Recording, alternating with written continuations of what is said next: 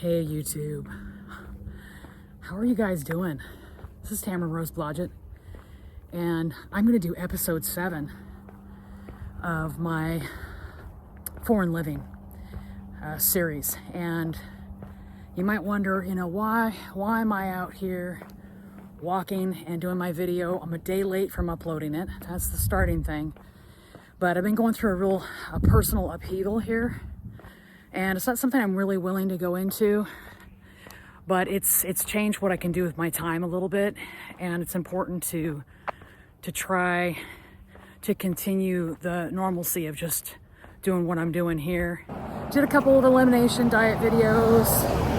I wasn't quite feeling the hair one that I know I need to do. This is really current to what we're planning to do. It looks like Hubs and I are gonna wait until right after Thanksgiving to go down to Volatile. There's some things we need to bring down there toward the end of eventually living there permanently. And we just decided, for a lot of different reasons, this was the time to do it. And so we have a better truck situation, because down in Volatile, if you have some of the newer diesel trucks, you can't actually get fuel that won't do anything but wreck your car. And then another thing about recent diesel situations is that diesel nowadays, you have to put this stuff called DEF in it. DEF, it stands for something. And the money grab on that is that our government, at least in Washington state, I don't know how it is in other places, says, every third or fourth tank fill up, you've got to use this $30 DEF and add it to your fuel to help with emissions. And if you don't do that, your engine shuts off. So I'm like, oh, that's not obvious or anything. I don't like that control. So I was behind Hubs and saying, you know what, we need to be able to have our vehicle down in Moz if we need to get something down there. We need to not worry about being on a road trip and having our engine shut off because we haven't put DEF in exactly when they wanted. I don't like it. And then Mom's Jeep Cherokee, she's got a thing with that right now where if you get too close to something or you stop at a stoplight, the engine turns off. And supposedly it's for fuel economy. I wasn't taught that when I was growing up. I was taught that Rabbit starts and stops, and turning your engine on and off actually wasted fuel. So I don't like these automatic starting to put into our hard-earned money that bought our vehicles so we could get to and fro. I don't love it. Anyhow, so we did trade in our Dodge diesel, and we got a Nissan gasoline. And it just had to be able to tow the boat and stuff. So we were like, great. And we don't have a trailer anymore. We sold that. And that's gone now, which is nice. But that's our plan. And I wanted to talk a little bit about 15D. And that is the roadway with tolls that cost about $70 USD to traverse through to get down to Mazatlan from the States. And recently, one of the big cartel higher-ups was arrested. And there was a big upheaval by somebody in the United States. I don't know all the details.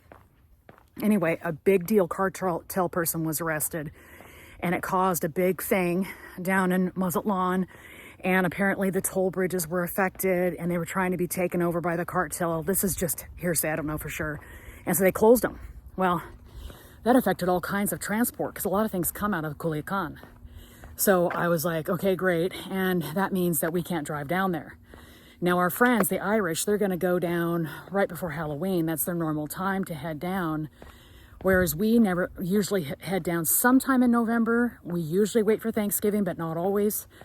This Thanksgiving's late, so we're going to be going down a little later. But it could be that we can't drive down this year with the things we wanted to take, because the 15D thing could still be volatile. So we might have to fly. But there's a couple things in play. And this is a little political, guys. So if you don't like the political thing, for me, you can take off. I'm not actually talking about my political thing. I'm talking about our presidential election that's coming up November 5th and how that will affect the world. I'm not one of those Americans that think that Americans are the do-all, end-all, and we're wonderful and all that stuff. But I do recognize we're a really super large country. We've got a lot of people. We have a really unusual constitution that grants us a lot of civil, humanity, like liberties. I get all that. Lots of leaves here, guys.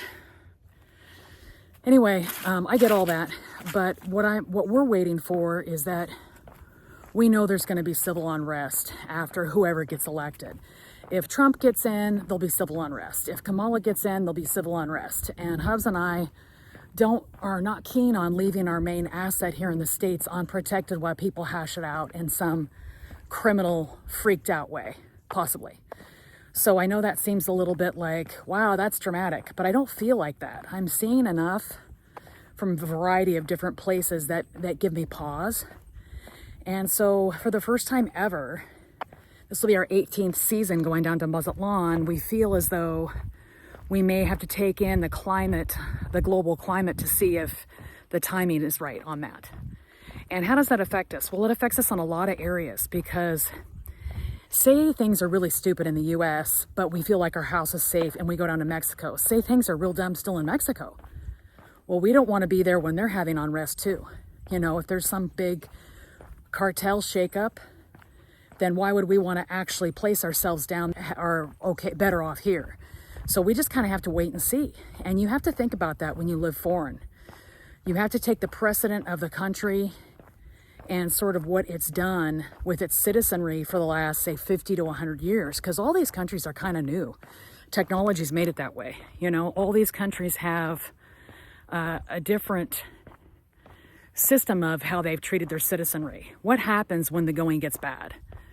You know, how are the citizens treated? Are they treated equitably? Are the local police forces used to hurt the citizenry, corral them, force them, dominate them? You know, what's happening in that country that you're living in?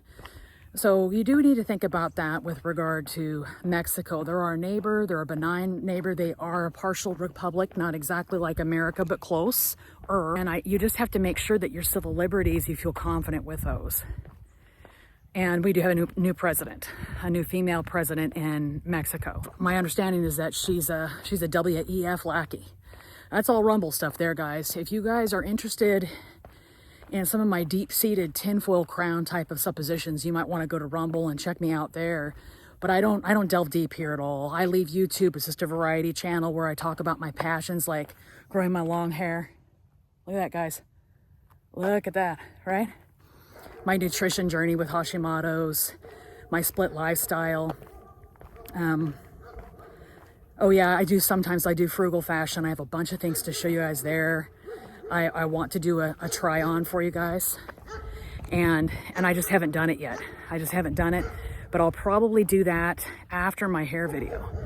So I want to caution everybody, you know, in my preceding episodes, hold on a second, guys. We'll have to wait till this dog's done doing its thing. Had to wait till I was by that ridiculous neighbor's house. Otherwise, it would have been just the dog barking as a symphony behind my background symphony to my voice, which I didn't want. I thought that was bad. So yeah, you guys had been listening to my other episodes. I have a couple, I sometimes look at my analytics, and I have a couple of tenacious people that come in and downvote me every time on whatever I say about Mexico. And of course, I have to go through my prior video to have the subsequent video make some sense as far as sequential stuff goes.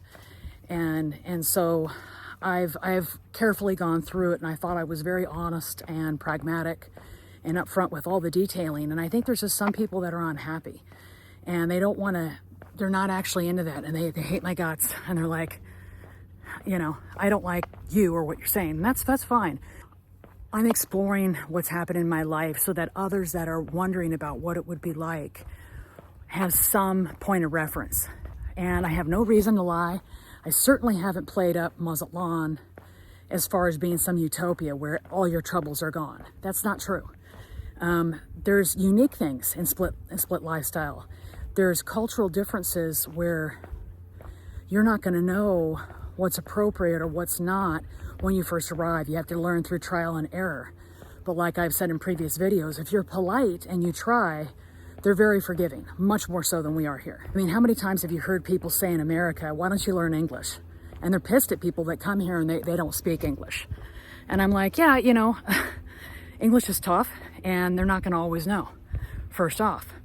So that's a big concern for us going down to Mazatlan. And you have to think about that when you're in Mexico, about the possibility of the civil unrest of the United States of America spilling into its adjunct countries. That would be Canada and Mexico. Is it possible? Yes, it is. Yes, it is.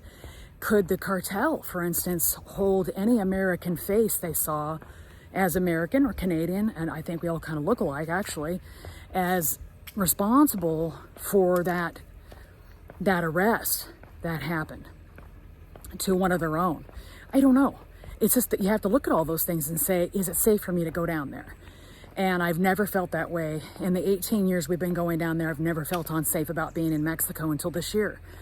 And now I'm just I don't feel unsafe per se, but I feel uncertain because I don't know how this presidential election is going to turn out. And I don't know how it's going to affect our standing as American citizens in Mexico. I just don't know. Because, if Trump gets back into office, that his stance is to enforce all the existing border policies we already have in play. People may not know this, and don't get me wrong, I'm not a Trumper, but I'm practical. And if you don't have borders, you're not a country. And to afford illegal immigrants the same rights as the citizenry is not smart, and it's not fair. If Trump or whoever gets in and they say, oh, we're not going to make any new border regulations, we're just going to uphold the ones we have, I'm pretty good with that. But Mexico might take it personally and say, hey, we've provided you a lot of labor force over the years. We, by and large, are really good people and nation. What's the problem? And I don't think it's the Mexican people that are the problem. I think we need to be a little bit more careful about entry into the country. And now we need to be a little bit more careful about our entry into other countries. In a nutshell, episode 7's about whether or not it's safe to currently live in Mexico right now. And I'd have to say I'm not sure. I have to be careful about that because I don't want to be a naysayer, but with everything that's going on, new president, by all accounts, a WEF lackey, and not for the people like the last president was. And I was there for that, and I loved him. I actually saw him in person. He was really for the people. He did a lot of great things for the Mexican people. He raised their minimum wage. He implemented a bunch of things that promoted fairness for their livelihood. I was behind that. I liked it. But you might want to look at letting the dust settle on this a little bit. So I just want to caution people. And then, my last episode was about our house being robbed. We had thought a lot about, before our house was robbed, about needing to either move down there more permanently for longer periods of time, because that would have taken out the need to spend half or more of our time down there working on the house, because if we were there for longer, we would have more time to work on it and it wouldn't be such a press. Or two, the other thing would definitely be, if you're there longer, potential thieves have less time to get in there. But like I said, our neighbors Miguel and Blanca, they had a house that was like 4 or 5 times bigger than ours, and theirs was robbed, and they've been there 50 years. So, and they're there full time, they're nationals. And so I think that was an inside job too, because they never want to rob your house when you're there, because they don't like committing violence against people. That's not the Mexican way by default. It is the American way by default. If you go and rob somebody's house, if they're in there, you'll just as soon kill them too. You're not going to have any witnesses or deal with any of that. You just kill them. Mexican people are like, okay, are they home? Because we don't want to have to deal with being violent towards someone. We just want to take their stuff. It's real interesting. So anyhow, definitely theft is a thing.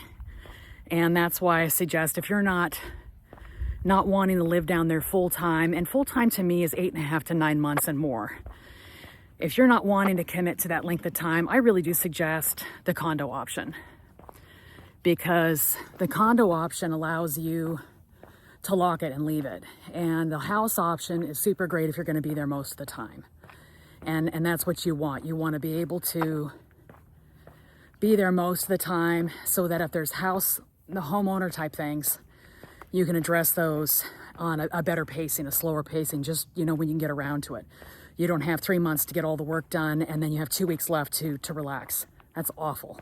I suggest no one does that. Of course, most people probably won't be going down there as poor as we did. But I am gearing these episodes toward people that have very little money, no money, or some.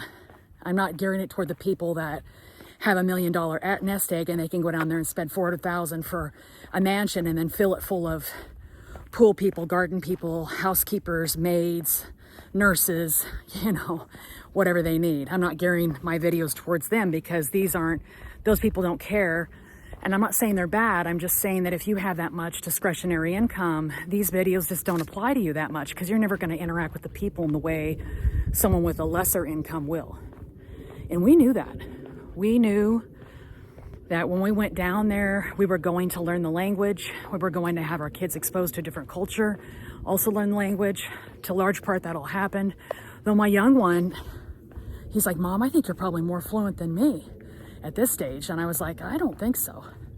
And let's just start with the fact that if he and I said the same thing, he would be understood twice as quickly as me because he doesn't have the accent. So that counts for something.